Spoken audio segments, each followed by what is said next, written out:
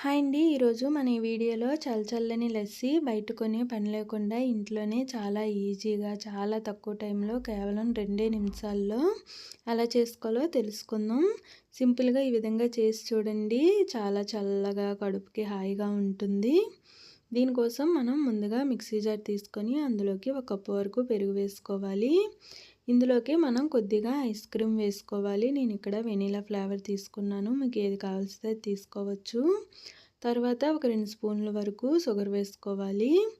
Ice క్రీమ్లో కూడా మనకు sugar ఉంటుంది కాబట్టి కొద్దిగా వేసుకుంటే సరిపోతుంది. అలాగే ఒక 3 నుండి 4 వరకు ఐస్ క్యూబ్స్ వేసుకొని వీటిని మిక్సీ పట్టుకోవాలి. అంతేనండి. ఈ విధంగా మిక్సీ పట్టుకున్న లస్సీని మనం గ్లాసులోకి సర్వ్ చేసుకోవాలి. తర్వాత మనం ఇందులోకి కాస్త టేస్ట్ కోసం కొద్దిగా పచ్చి కొబ్బరి తురుముని వేసుకోవాలి.